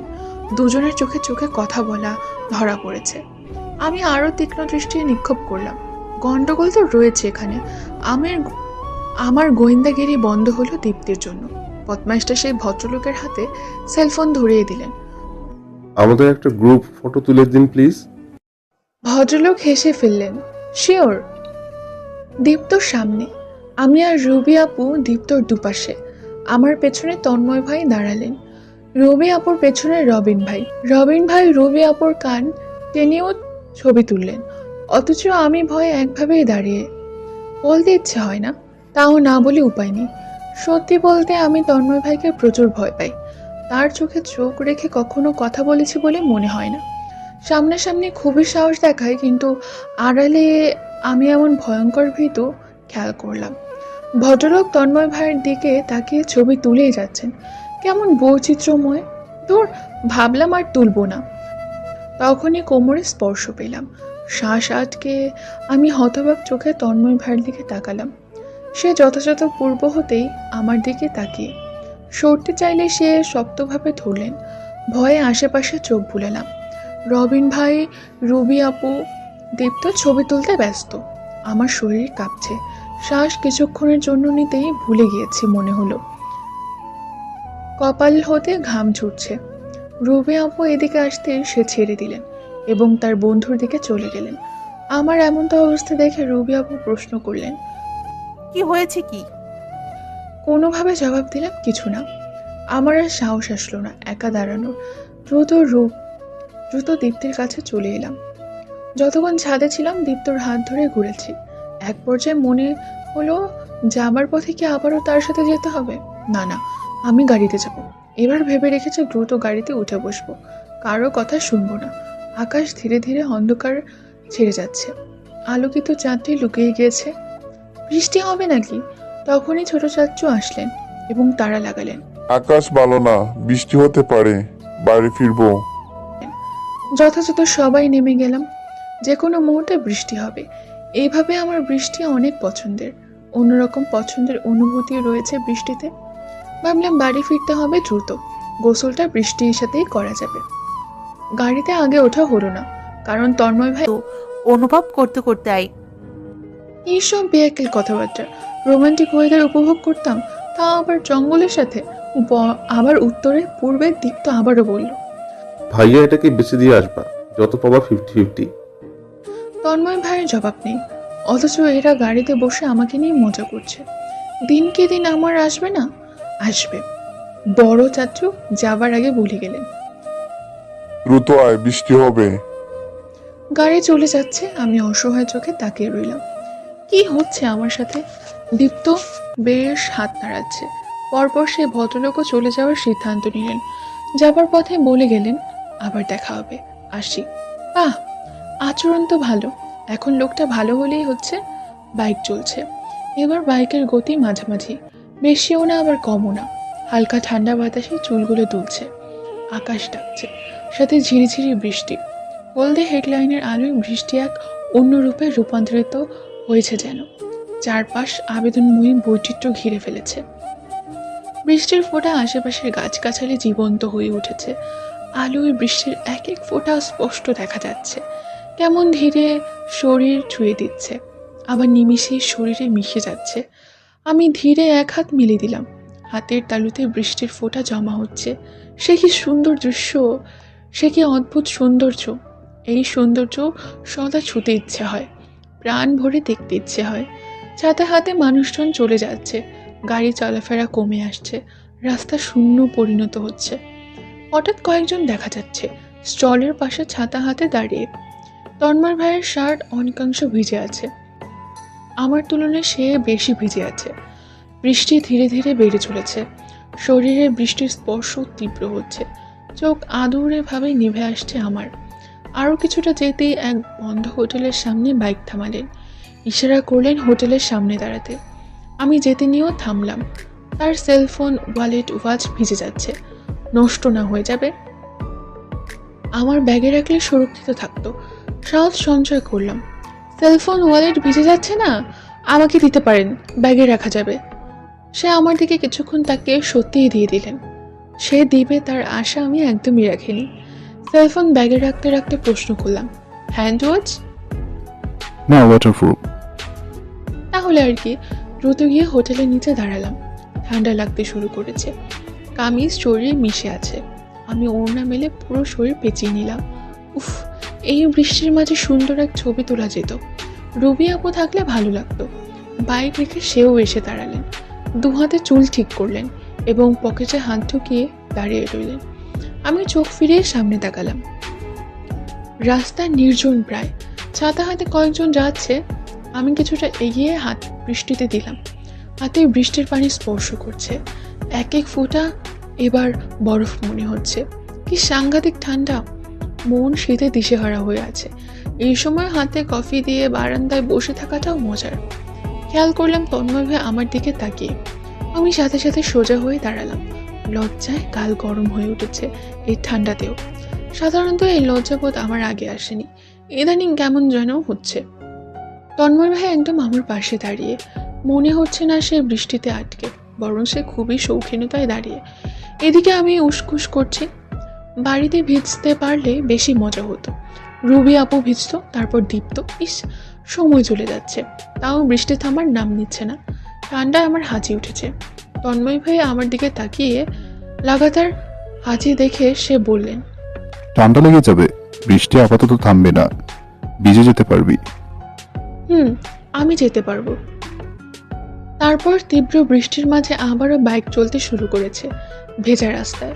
সাথে সাথে হালকা শুকনো শরীর আবার বৃষ্টির স্পর্শে ভিজে। ঠান্ডা বাতাস এবার শরীরে কাঁপুনি দিচ্ছে। ভয়ানক শীতের ঠোঁট রীতিমতো কাঁপছে, শরীর কাটা দিয়ে উঠছে। অনেকক্ষণ যাবৎ ভেজা কাপড়ে ছিলাম বিদায় এমন ভয়ানক শীত লাগছে। অথচ তন্ময় ভাইয়ের শরীর গরম, তার কাঁধে রাখা আমার হাত দুটো ঠান্ডা অনুভব পাচ্ছে না। তার কি শীত লাগছে না? তার ছোট ছোট চুল হতে পানি পড়ছে, শার্ট ভিজে চিপচিপে। শার্ট ভেদ করে তার শরীর দেখাচ্ছে, বর্ষা শরীর। কি দেখছি, আস্তাগফিরুল্লাহ। কি ভাবছি, দ্রুত আবারও রাস্তায় তাকালাম। অনেক ঠান্ডা শীত। কি অনুভূতিগুলো খুবই নতুন, একদম বাজে অনুভূতি বলা যাবে না, এটা যেন এক অজানা অনুভূতি যা আগে কখনো উপভোগ করিনি, সম্পূর্ণ ভিন্ন এবং অচেনা। বাড়িতে পৌঁছাতেই সকলের চেঁচামেচি, ভিজেছিস কেন, আশেপাশে কি দাঁড়ানো যেত না, জ্বর বাঁধলে কি অঘটনটাই না হবে, হ্যান তেন। বড় মাই আমাকে ধরছে তো, এই তার ছেলেকে। তন্ময় ভাই ধপ ধপ পা ফেলে উপরে চলে গেলেন। বড় মা চেঁচাতে চেঁচাতে রান্নাঘরে যাচ্ছেন। নিশ্চয়ই এখন তার জাদুর চাটা বানিয়ে ফেলবেন, যেটা খেলে নাকি জ্বর, ঠান্ডা, কাশি এবং মাথা ব্যথা গায়েব হয়ে যায়। সত্যি বলতে এটা বড় মার ধারণা, আমার না। রুমে গিয়ে দরজা লাগিয়ে ফেললাম। সিদ্ধান্ত নিলাম গোসল দিয়ে ঘুম দেবো একটা। তখনও বাহিরে তীব্র ধারায় বৃষ্টি চলছে। আজ বৃষ্টি থামার নাম নয়। গোসল সেরে বেরোতেই রিংটনের শব্দ পাচ্ছি। হঠাৎ মনে হলো তন্ময় ভাইয়ের সেলফোন এবং ওয়ালেটের কথা। আমি দ্রুত ব্যাগ থেকে সেগুলো বের করলাম। সাহেবের ফোন বাজছে, ঈশান নামের কলার। এটাই সেই ঈশান যেটা আমাকে রাস্তায় পেলেই বলবে, আপু কি কাজে যাচ্ছেন? আমায় বলুন, করে দিই। তারপর এটার গোয়েন্দা স্বভাব তো আছে, রাস্তায় পেলেই যখন তখন ফোন সামনে এনে বলবে, ভাই কলে, কথা বলুন আপু।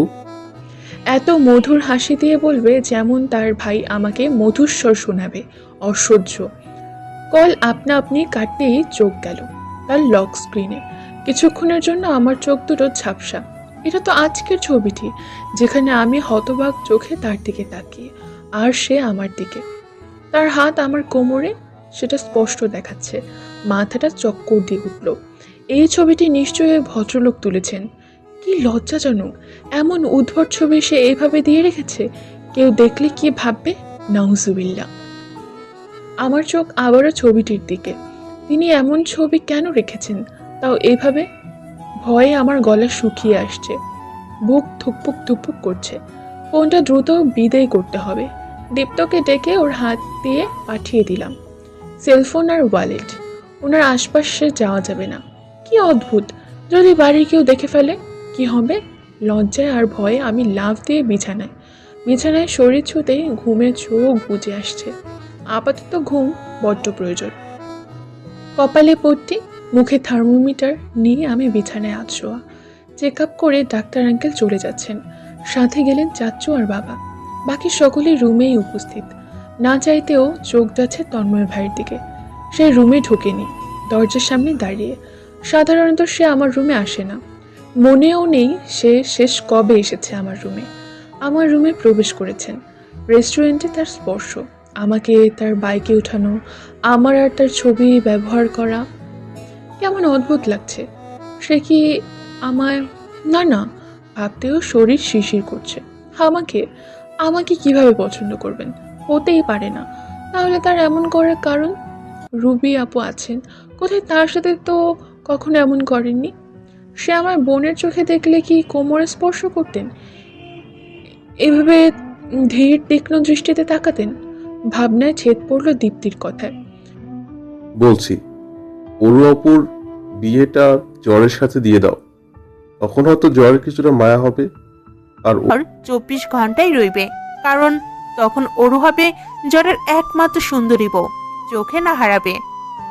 দীপ্ত দৌড়ে চলে যাচ্ছে, আর এদিকে আমার খেয়ালই নাই যে আমি তন্ময় ভাইয়ের দিকে তাকিয়ে। সে ডান ভ্রু উঁচু করে আছে। দ্রুত অন্য পাশে তাকালাম। কি লজ্জাজনক, প্রচণ্ড অদ্ভুত লাগছে। অদ্ভুত সব অনুভূতি, বুকের ধুকপুক ধুকপুক বেড়ে চলেছে। রবিন ভাই যাওয়ার আগে বললেন, ওষুধ খা ঠিক মতো, জ্বরের রানী। সে যেতেই তার কিছুক্ষণের মাঝে তন্ময় ভাইও চলে গেলেন। বড় মা জোরপূর্বক স্যুপ খাওয়ালেন। মা ওষুধ খাইয়ে রুমের বাতি নিভিয়ে দিলেন, মাথায় হাত বোলালেন। মা চলে গেলেন। অন্ধকার রুমে রয়ে গেলাম আমি আর আমার অদ্ভুত চিন্তা ভাবনা, অনুভূতি। চোখের সামনে তন্ময় ভাইয়ের চেহারা আর তার চোখ, তার বৃষ্টিতে দাঁড়িয়ে থাকা, বৃষ্টির পানিতে তার সর্বমুখ ভিজে থাকা, তার আমার দিকে তাকানো, আমাকে ধরা, অযথা শাসন করা, কারোর সাথে কথা বলতে না দেয়া, বাড়িতে ফোন করে জিজ্ঞেস করা আমি পৌঁছেছি নাকি। মাথাটা দুহাতে চেপে ধরলাম। হয়েছে কি আমার? তন্ময় ভাই! কম্বলে মাথা ঝুঁকিয়ে ফেললাম। কিচ্ছু ভাববো না, তন্ময় ভাইয়ের নামও নিব না। অথচ সারা রাত আমি ঘুমাতে পারিনি, মাথায় তন্ময় ভাইয়ের সব কিছু। হঠাৎ এমন হওয়ার কারণ দেখছি না। টেবিলে ব্রেকফাস্ট করতে বসে আমি আর চোখে সোফায় তাকালাম। তন্ময় ভাই বসে, ঢাকা যাননি। তার তো যাবার কথা ছিল, যায়নি কেন? ভাবনার মাঝে ছোট চাচুর কণ্ঠ। জ্বর কমেছে অরু? কোনো সমস্যা হচ্ছে? জি চাচু, না সমস্যা নেই। পুরোটা শেষ কর, 2টো রুটি দিয়েছি। এখানে আবার একটা রুটি কিভাবে থেকে যায়? হ্যাঁ, তুই খাস কি? না খেয়ে মরবি? বলতে বলতে মা রান্নাঘরে যাচ্ছেন। আমি অসহায় মুখে আর চোখে খেলার আর্ট দেখলাম। পরিস্থিতি নির্জন হতে বড় চাচু শান্ত স্বরে প্রস্তাবের কথা তুললেন। দীপ্ত, রুবি আপু এরা একদম সোফায় গিয়ে বসেছে, সব শুনে বলবে। অথচ আমি সব মনোযোগ খাবার প্লেটে দিলাম। আজ আর এগুলো শুনতে মন সায় দিচ্ছে না। পুলিশ অফিসার আশিকুর রহমান, সে কাল বাড়ি এসেছিল তার মেয়ের জন্য। তন্ময় ভাই উঠতে নিচ্ছিলেন, তখনই বড় মা চেঁচালেন, তুই কি বিয়ে করবি না? বয়স কি কম হচ্ছে? তোর বয়সের ছেলেদের বিয়ে হয়ে বাচ্চাও হয়ে গেছে, বাড়িতে সুন্দর সুন্দর প্রস্তাব আসছে, তোকে একটাকেও পছন্দ হয় না? নিশি মেয়েটার কোন দিক দিয়ে কমতি? বড় চাচু বড় মাকে কথা বলতে বারণ করলেন। সে শান্ত স্বরে আবারও বললেন। তোমার কোনো পছন্দ আছে? তন্ময় ভাই চুপ মেরে গেলেন। বাড়ি আরো থমথমে হয়ে গেল বড় চাচু বর্তমান প্রশ্নে। তোমার কি অরুকে পছন্দ? পানি খেতে গিয়ে আমি চমকে উঠলাম। শুধু আমি না, সকলেই। চাচিরা, মা রান্নাঘর থেকে দৌড়ে এলেন। বড় মা আওয়াজ তুললেন। এগুলো কেমন প্রশ্ন? বড় চাচু হাতের ইশারায় চুপ থাকতে বললেন। তাই সকলে অবাক হলেও একটা শব্দ করেননি। এদিকে আমার বুকের ধুকপুক তীব্র, যে কোনো মুহূর্তে হার্ট অ্যাটাক করে ফেলবো। তন্ময় ভাই তখন অন্যদিকে তাকিয়ে। তার জবাব, তেমন কিছু না। তাহলে অরুকে অন্য কোথাও বিয়ে দিলে তো তোমার সমস্যা হবার কথা না, তাই না? জবাব দিতে হবে তন্ময়। তন্ময় ভাই চলে যাচ্ছে বাড়ি থেকে। বড় মা চেঁচিয়ে ডাকলেন, সে শুনলেন না। এবার বাবা বড় চাচুকে বললেন, এগুলা কেমন প্রশ্ন ভাই? আপনি না জেনে কি? সে আমার ছেলে, আমার থেকে ভালো তাকে তার মাও চেনে না। আমি উপরে চলে এলাম। অনেক আগেই চলে আসতাম, শুধু সাহস পাচ্ছিলাম না। বড় চাচু এমন কেন বললেন? এখনো বুকের তীব্র আওয়াজ শোনা যাচ্ছে। ভয়ও হচ্ছে প্রচণ্ড। সারাদিন বাড়ির শুনশান গেল। সবাই এতটাই অবাক, কেউ কোনো শব্দই তোলেনি এই বিষয়ে। রাত হয়ে যাচ্ছে, তন্ময় ভাই বাড়ি ফেরেনি। বড় মার চিন্তার শেষ। তার ফোন কল দেওয়ার হয়েছে 1000 বার, রিসিভ হয়নি। আমার নিজেরও বেশ চিন্তা হচ্ছে। রুমে পায়চারি করেছে শুধু। সেদিন আর বাড়ি ফেরেনি সে। পরের দিন বড় চাচু জানতে পারেন তন্ময় ভাই ঢাকা চলে গিয়েছেন। বিকেল দিকে ভাইয়ের সাথে কি কথা হয়েছে কে জানে। এরপর থেকে চাচু আর এই পছন্দের ব্যাপারটা তোলেনি, বরং সবাইকে এই ব্যাপারে কথা বলতে সম্পূর্ণ নিষেধ করে দিলেন। এগুলো আমাকে জানালো দীপ্ত। আরও বলল, তন্ময় ভাই তোমাকে পছন্দ করেন, আর সেটা বড় চাচ্চু জানেন। এখন হয়তো এই বিয়ের কথা আর হবে না, কারণ তুমি এখনো ছোট। আমি শুধু অসহায় হয়ে তাদের বক্তব্য শুনে গেলাম। সে কি সত্যি পছন্দ করেন আমাকে, এত সুন্দর সুন্দর মেয়ে রেখে? আমার কেমন বিশ্বাসই হচ্ছিল না। তন্ময় ভাই বাড়ি ফিরছেন না, আজ 20 দিন হচ্ছে। সে বেশিরভাগ সময় কাজের সূত্রে ঢাকা থাকেন। 1 মাস বা 2 মাস পর আসেন, আবার 2-4 দিন থেকে চলে যান। কিন্তু এবার সে রেগে বেরিয়েছেন, তাই বাড়ির সকলের চিন্তা। আবার বাড়িতে ফোনও করেননি, যেটা সে সদা করে থাকেন।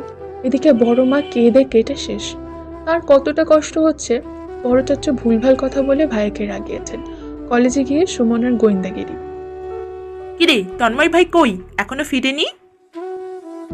সুমনের কণ্ঠে স্পষ্ট, সে বেশ চিন্তিত। চিন্তিত তো সবাই, তাই না?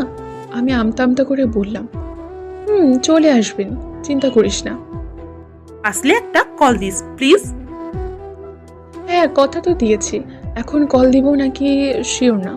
আর কথা বাড়ালাম না, বরং তীব্র বৃষ্টির মাঝে ছাতা হাতে দ্রুত বাড়ির রাস্তা ধরলাম। বাড়ি চলে যাওয়ার উত্তম। আমার মুখ হচ্ছে কেচে, কথা শুরু করলে সব বলে দিই। কখন না কখন এগুলো মুখ থেকে বেরোবে, পরে সুমনার মন ভেঙে যাবে। অবশ্য কলেজ হতে বাড়ি কাছে, তাই বৃষ্টির মাঝে চলে যাওয়া যায় বললাম। বলা যায় এক প্রকার দৌড়ে এসেছি। ফোন নিয়ে সোজা মার ঘরের দিকে রওনা হলাম। তন্ময় ভাই ফোন কিনে দিয়েছেন, সেটা তো দেখাতে হবে, না হলে পরে আবার এটা নিয়ে কথা উঠবে। ঘরে ঢুকতে নিয়েও ঢুকলাম না। তাদের আলোচনা শুনে হ্যাঁ ধরলাম তন্ময় আরুকে পছন্দ করে। বিশ্বাস করে নিলাম বড় ভাই মেনে নেবে, কিন্তু ভাবি তার একমাত্র ছেলে, যেই ছেলের জন্য বাড়িতে প্রস্তাব আসে বড়সড় ঘর থেকে, কাজে পড়ালেখায় সব দিক দিয়ে উন্নত, সেই ছেলের জন্য সে আরুকে চাইবে। হ্যাঁ ভাবি ভালোবাসে আরুকে, কিন্তু সেটা মেয়ের মতো। তার ছেলের বউ হিসেবে সে আরুকে মন থেকে মানবে বলে মনে হয় না। আমাদের জন্য, ভাইয়ের জন্য মানলেও সে মনে মনে তার ছেলের জন্য আরো বড় ঘরের মেয়ে চাইবে। আমি দ্রুত সেখান থেকে চলে এলাম। রুমে যাবার পথে দেখলাম বড় মা রান্নাঘরে কাজ করছেন। আমার মনে কেমন নিমেষে অন্ধকার ছেয়ে গেল। প্রত্যেকে তাই, মা যা বললেন তা কি সত্যি? রুমে এসে বিছানায় বসে রইলাম। মন আর সায় দিল না নতুন ফোন খুলে দেখার। আমাদের সুন্দর পরিবারটা কি ভেঙে যাবে? দুপুরে দীপ্ত এসে দরজা টোকাচ্ছে। গোসল দিয়ে কখন ঘুমিয়ে পড়েছিলাম খেয়াল নেই। দরজা খুলে দিতেই বলল, ঘুম আর ঘুম, এত ঘুম পাও কই? তুইও ঘুমা। আমার স্কুল আছে, দেন প্রাইভেট। স্কুল আর প্রাইভেটের হোমওয়ার্ক, কত কাজ।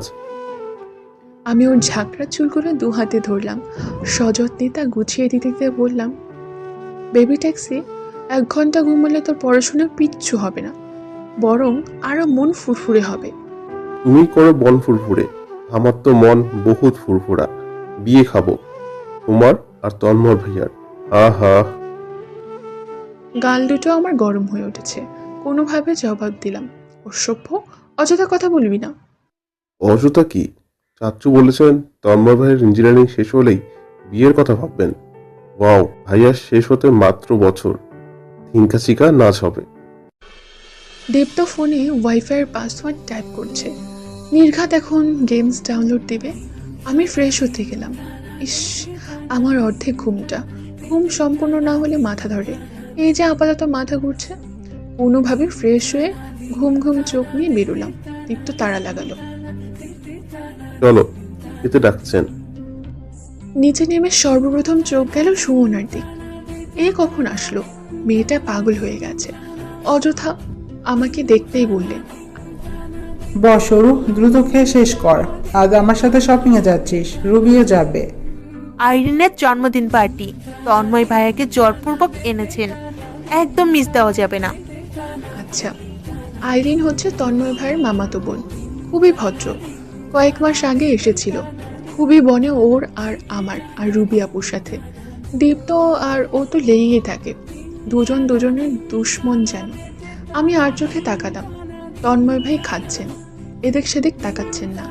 সুমনা সদার মতো তার পাশে, মেয়েটা বারবার তাকাচ্ছে ভাইয়ের দিকে, আবার এগিয়ে দিচ্ছে, টুকটাক কথা বলার চেষ্টা করছে। এই দৃশ্য দেখে আজ আর হাসি আসছে না, বরং বিরক্তি আর ভয় যাচ্ছে। সুমনা যদি জানে তন্ময় ভাইয়ের আমার ব্যাপারটা, ও কীভাবে নিবে? তন্ময় ভাইয়ের প্রতি ওর অনুভূতি তো অপরিসীম, আমি তো সাক্ষী। বারবার তাকে দেখার প্রচেষ্টা, তার কণ্ঠ শোনার প্রচেষ্টা, কিভাবে কি হবে? তন্ময় ভাইয়ের হঠাৎ কণ্ঠে কেঁপে উঠলাম, তার হঠাৎ কণ্ঠ একদমই আশা করিনি। খাচ্ছিস না যে? ডাইনিংয়ের সকলে আর চোখে তাকিয়ে আবারও খাওয়াতে মনোযোগী হলেন। ও আচ্ছা, মহারাজ ড্রাইভিং করবেন, তাই তার এত তাড়া, সেও যাচ্ছেন তাহলে। এদিকে ডান পাশে রুবি আপু তন্ময় ভাইকে খোঁজাচ্ছে আর বিড়বিড় করে কি সব বকছেন আর হাসছেন, অথচ সে রুবি আপুকে কিছুই বলছে না। বলবি কি, দুটো একই বয়সের, তাই তাদের যায়ও ভালো। সুমনের চোখে চোখ পড়তে ও ইশারা করছে, আমি বুঝেও না বুঝার মতো খেতে লাগলাম। আমার আর এগুলো নিতে ভালো লাগছে না, কেন জানি না, কিন্তু অন্য মেয়েদের আর তন্ময় ভাইকে একসাথে আর ভাববো না। সুমনা নিজেই বলল, আমিও যেতে চাই, যদি সমস্যা না হয়। সমস্যা কিসের, আসবে। তন্ময় ভাই, তোমার সমস্যা হবে না তো? তন্ময় ভাই হতে কোনো জবাব নেই, সে খেতে ব্যস্ত। সুমনা জবাব না পেয়েও হাসছে, হাসবেই তো, তার সাথে ঘুরবার রাস্তা যে পেয়েছে। আমার আর যেতে ইচ্ছে হচ্ছে না, সুমনা বারবার বলছে। আমাকে তন্ময় ভাইয়ের পাশে বসতে সাহায্য করিস, প্লিজ প্লিজ প্লিজ অরু। আমি শক্ত মন নিয়ে তৈরি হচ্ছি, এ কি ধরনের জ্বালা, না পারছি বলতে আর না পারছি শুইতে। ভেবে রেখেছি গাড়ির পেছনেই বসবো। সুমনা কেমন বারবার বলেছে মেয়েটা কষ্ট পাবে, অথচ গাড়ির সামনে যেতেই বড় মা বললেন সামনে বস। আর চোখে সুমনার দিকে দেখলাম, বেচারি ইশারা করেই যাচ্ছে।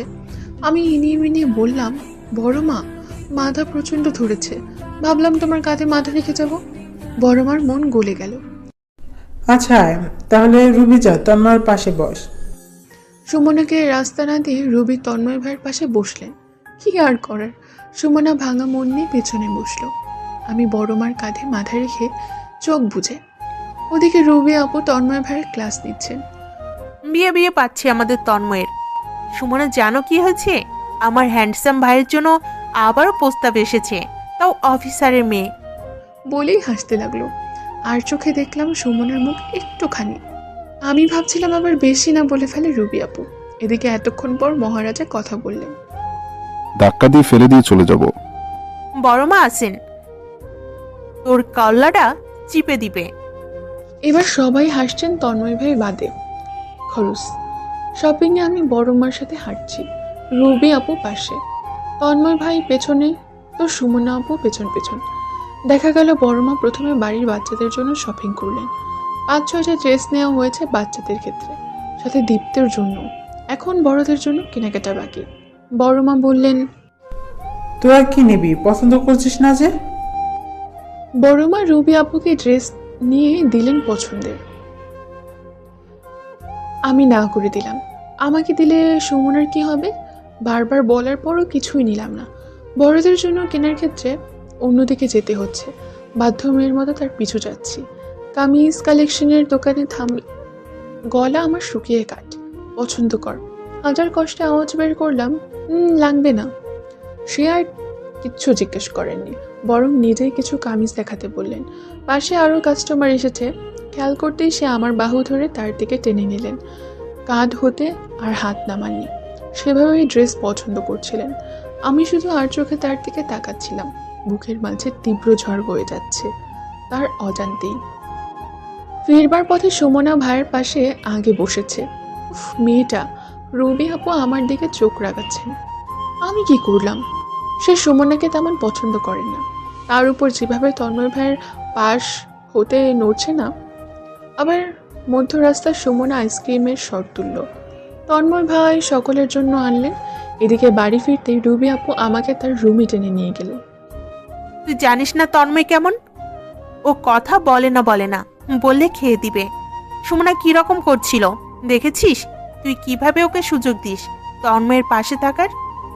ও বারবার বলছিল।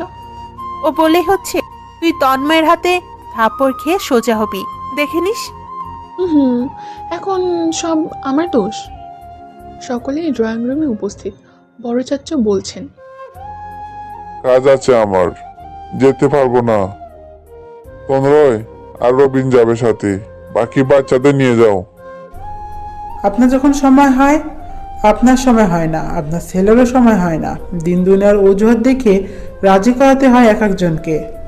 গড়ে বসে থাকি, এখন কাজ পেলে জন্মদিন মানাতে যাব তোমার সাথে। আমার সাথে যাবেন কেন? বাইরে রেখে এসেছেন যাদের, তাদের সাথে যাবেন। বাহিরে কাদের রেখে এসেছি? তোমার